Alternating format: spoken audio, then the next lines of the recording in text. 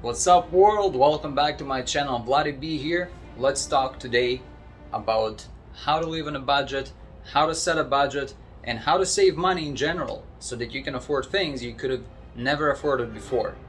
Give me one of those likes and let's get started. A lot of people tell me that they really struggle trying to save money to afford anything in their life. They just keep spending and spending, and they usually tend to spend more than what they make, and they end up in this kind of weird situation where they're just living paycheck to paycheck and can't really afford anything for themselves, their families, their friends, and they just struggle to even come up with the rent money that they owe every month. So how do you avoid this? First of all, you have to set a budget for yourself. You have to really be strict and have this discipline to write it out every single day. So for example, what I like to do, and I started doing this many years ago, I created a list for myself. I used to do this on a notepad. I just had a little notepad that I carried on me, and I would write down everything that I spent. Even if it's $1, even if it's less than $1, I would still write it in there because everything adds up. If you spend $1 every day, that's gonna be $30 a month. If you spend $5 every day, that's gonna be $150 a month. It adds up real quick. So if you buy a coffee for $2 every day, every single day, right? That's $60 right there. You can buy a lot of things for $60. So if you start looking at what you're spending, that's gonna really help you figure out where you're spending too much and what you're actually spending on and what you can cut out completely. So that being said, here's how you do it. These days we have the computer, you have your smartphone, we have all the tools that you may ever need in order for you to just maintain your budget. And that's all you have to start from. That's the first step you have to start with. You can't really go anywhere else. You have to start somewhere, and that's the easiest thing to do. If you spend money on credit card, it's even easier because all you have to do is go into your bank account online, go to your online banking, open your credit card account, and start looking at all the expenses that you have. And they may, look at them, print it out. Just print it out. You don't have to write it out. Save time. Print out a paper and start marking down, what you, whatever you spend on. And these days, what the bank does for you is it actually breaks down your spendings, right, your expenses, into categories for you already. For example, your bank already knows if you spend money on food, like you can see you spend money on McDonald's, okay, that goes towards food. You can see that you spend money on Netflix, okay, that goes to your entertainment. It's really smart. Everything these days is extremely smart. So take advantage of that. So here's how you have to start. Once you have a list of all the things that you spend money on, start looking at what things you can get rid of. Eliminate them completely because you can live without them. Essentially, you have to figure out what things are necessities and what things are just your impulsive decisions to buy stuff like the coffee, Starbucks, all that kind of stuff, snacks, fast food that you didn't really need, or just going out and drinking. If you live in Canada, for example, the alcohol there costs so much money. So if you like to party and drink every single weekend, you're gonna spend hundreds of dollars a month on alcohol alone. If you live in the States, it's much cheaper, but you can still get up there. You can still spend hundreds of dollars on alcohol if you like to party every single weekend. And you have a big group of people, you always like to have parties, pool parties and whatnot, and you just buy a bunch of beer, a bunch of hard liquor, and everybody's just drinking and having fun. And of course, after that, you have to go out and get some fast food at 2 a.m. We all been there. Let's put it that way. I've been there, but I've never done it too much, too crazy. I stopped myself and I learned to control myself fairly early in life, which I'm grateful for because I think that's what allowed me to, grow up faster and just get out of this kind of childish behavior. Now, once you have that list, just look at what you're spending on. If you don't have that credit card thing, if you just spend money in cash, have a notepad, use Google Sheets. As long as you have a Gmail account, you can use Google Sheets. And that way you have access to that anywhere in the world, wherever you have internet. You just log into your Gmail account, you go into the drive, and then you go and you open your Google Sheets and just make yourself a table of your expenses every single month. And that's all you have to do. And every time you spend $2, $1, $100, doesn't matter, you put it on there. It doesn't matter if it's bills, if it's expenses. It's a good idea to separate your necessities from every other expense. So for example, your rent, your bills, those are the necessities. Your electrical bill, your utilities, your car insurance, your gas money, all that is essential. Everything beyond that, any fast food, any coffees, any snacks, all the kind of interesting stuff, entertainment kind of stuff, all that is not essential. It's not necessity. It's all your desires. It's all just you going out trying to have fun. It's fine to an extent, but Once you put that budget together, you will see a clear picture of where you're spending, and you will see exactly why you're struggling to save up money for this other expense that you try and save money for, but you can't afford it. It will also help you figure out what you're spending a lot of time on. For example, if you're spending a lot of time on going out and eat, well, maybe you can save a lot of time for yourself and a lot of money by just cutting that out or minimizing that, cutting it in half, for example, right? If you spend $100 a month on eating out, on extra meals or extra coffees, extra snacks, and you cut it in half, that's $50 a month you saved right there.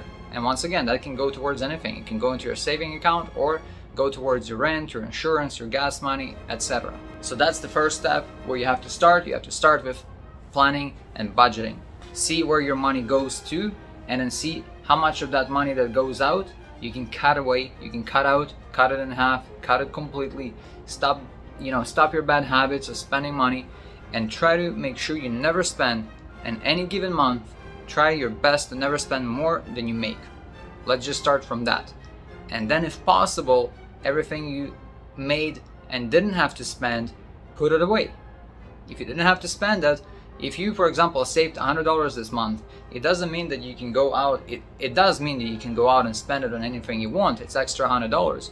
But on the other hand, if you take that $100 and you put it into a savings account, you put it into an investment account, now you have $100 that's going to make you more money. That $100 can make you $1, $2 here and there. If you invest it correctly, it can eventually make you another $100, right? And if next month you make another $100 and you add that to the previous $100, that's $200.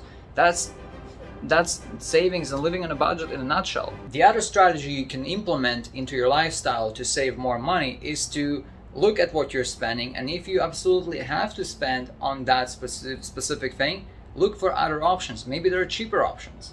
For example, we all know that if you have insurance, in most cases you can most likely find a much cheaper insurance. So you can switch to a cheaper insurance. If you buy a coffee at Starbucks and you pay $5 for a cup of coffee, maybe you can switch to buying a $2 coffee instead, and you're gonna save $3 a day.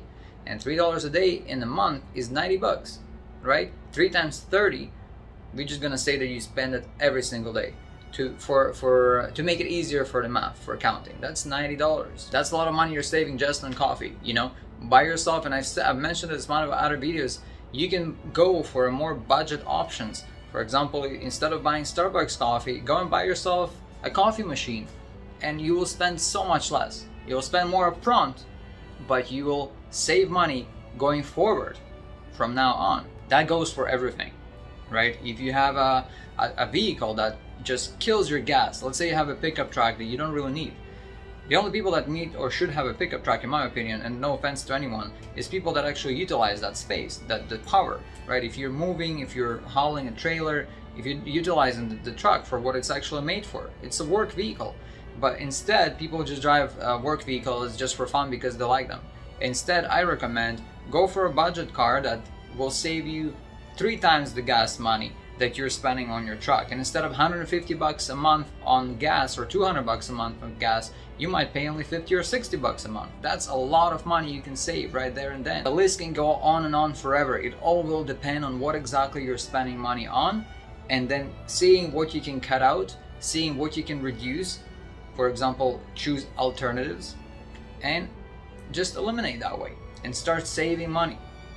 And in no time, you will see your bank account starting to grow, and you will no longer, after a while, after about a year of this kind of strict discipline, you will be able to stop living from paycheck to paycheck.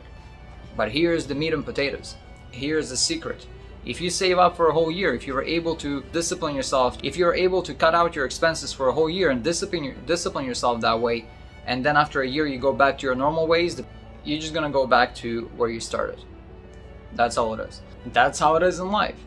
If you don't use it, you lose it. If you stop disciplining yourself, that discipline is gone, you're going back to your old habits, and your old lifestyle is going to come back to you and will catch up real quick. But I assure you, once you start saving that money, once you see your account growing, you're going to enjoy this feeling, because it's a great feeling when you open your bank account and there's something there. It's really a great feeling. And when you go out when you actually have an emergency, you need to spend money, and you have that $200 for your emergency, and you don't have to be like, oh my God, where am I gonna get those extra $200? I don't have that. What am I gonna do? Who am I gonna borrow money from? Instead, you have your own money saved up and you just take it and you spend it on whatever your emergency is. And then you continue building that savings emergency account. Honestly, the formula is extremely simple in theory.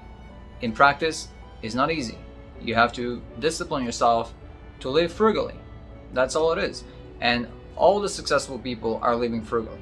All the most successful people are living frugally. You've heard this before many, many times. You don't see really rich and successful people driving crazy expensive cars and living in crazy expensive houses. Of course, you see some of those people. There's always going to be people that take advantage of the money that they have, but usually there are different types of people. There are some people that have unlimited amount of money and they can afford anything and will never run out of their money.